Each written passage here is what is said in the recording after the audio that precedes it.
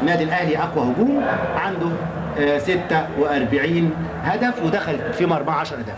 بدات فعلا احداث المباراه، ولو حضراتكم مشرفينا هنا في استاد الكليه الحربيه، هيبقى النادي الاهلي لابس ازرق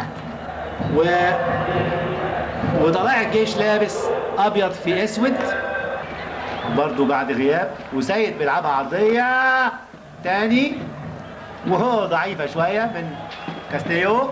عبد الستار صبري لا تاخد وليد وماشي ولعبها، وهنا اتاح فرصه وهوبا حلوه حلوه حلوه تترد جilberto، لكن في رايه لان هنا القانون واضح في الحته دي. الراجل اهو شاط ويرجعها امير عبد الحميد اللي بياخد فرصه وهجمه مرتده. عبد الستار صبري واخد مكان كويس عبد الستار، لكن بينيه والله، وهنا الحكم بيقول مفيش، لكن تطول وياخدها امير. جمعه عبد الستار صبري، عبد الستار مهارات عاليه طبعا عبد الستار، وهو عنصر الخبره، والتاني في الملعب وبره وانقاذ ابراهيم مبارك. ادي اهو اتلعبت وشاط جامد، جت في لعيب وراحت له مش تسلل، عبد الستار حطها لوب كده، جت في ايد عبد الحليم، وعماد النحاس بيطلعها قبل خط المرمى بسنتيمترات قليله. اهو شوفها مره ثانيه ثالثه. كابتن مجدي كساب مدرب، محمد يونس مدرب حراس مرمى، حاجه لطيف مخطط احمال، وادي كاستيو واول واحده يمسكها غريب حافظ. برافو كاستيو، برافو غريب. او غير لعب عبد الستار الناحيه الثانيه في الشمال، وهنا برضه هيشوط. لا والله مشاها ومش تسلل ولا حاجه. ايه ده فرق هارلك. جilberto هيعمل اوفر، جilberto عملها فعلا بالعرض عند بلال، وشيتوس اول واحده وجول. ايه ده كاستيو، كاستيو بيجيب جول كويس قوي الحقيقه، لكن بلال عملها حلو، ووائل رياض الى كاستيو مرسومه ومحسوبه حلو، واول مشاركه الحقيقه لوائل رياض اهو عملها جميله جدا على الشمال بتاع كاستيو. 0-0 الاهلي عارفين طبعا تعادل مع فيلا الاوغندي بدون اهداف في اوغندا. ان شاء الله لقاء العوده يفوز فيه النادي الاهلي، والهجمه خطر وجول مظبوط. 1-1. هنشوف مين اللي جاب الجول.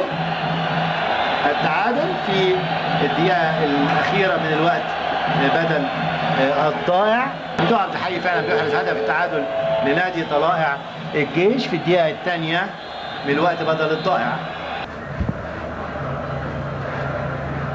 وائل اهو هوبا وجول مش ممكن. ايه ده احمد بلال، ايه ده لا حاجه جميله. ايه ده فيها كل كوره، خد وعمل شغل جامد جدا احمد بلال. الهدف الثاني اهو وائل رياض عملها له جميله، ادي وائل رياض هنشوفها واداها له جميله جدا اهو. خد الراجل وراح راجع تاني وخلصت وحطها.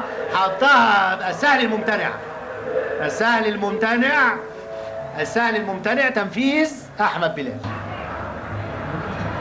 اماميه الله وعدلها كويس وهوبا وبينالتي وضربه جزاء. هنا اللعيبه رايحين اهو، هنشوف اللعيب يتابع اخذ الركله وزملاء الراكل واللعيبه اللي حوالين القوس والمساعد، وصدها امير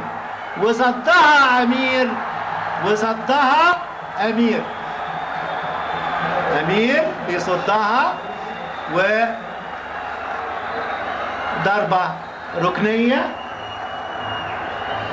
انا شايف مهدي الخوذيه منرفز وقام رمى. لا اطلاقا مرفوض هذا الكلام، مرفوض. اماني الخوذيه قام ورمى القميص بتاعه جوه الملعب واحتج على الحكم بشكل غير لائق. يعني طبعا انت راجل محترف وعارف، وتصرفاتك لابد ان تكون قدوه لكل المدربين. ممكن على الجانب الاخر الهجوم المتوالي او خروج لعيبه طلائع الجيش اللي بيفضي ثغرات، وهنا الحكم بينبه على اللي ماسك الكرة ما يعطلش الكرة ويلعب الكرة على طول. 1-0 وتقدم خطوة. انبي واسمنت السويس فاز انبي 5-2 وده مكسب تقيل طبعا. اسمنت اسيوط فاز على الترسانة 1-0 في اسمنت السويس والترسانة فاز اسمنت اسيوط 1-0 والتاني جilberto سابها. وادي عند ابو تريكة في الزاوية كويسة، في الزاوية وجول وجول وجول وجول يا ابو تريكة، وجول وجول وجول يا ابو تريكة. ايه بقى؟ ايه موقفه دلوقتي احمد محمد ابو تريكة؟ الهدف الثالث في الدقيقة 37 من الشوط الثاني. موقف بقى المدير الفني لما يتنرفز ويتعصب، لعبته هتنفعل وتتعصب وقد يخطئ، ليه؟ وانت في المدرج بقوا 3. خالد بيبو عملها بالمقاس لابو تريكة، ابو تريكة عدلها صح وحطها في الزاوية الضيقة من تحت غريب حفص. 3-1 3-1 3-1.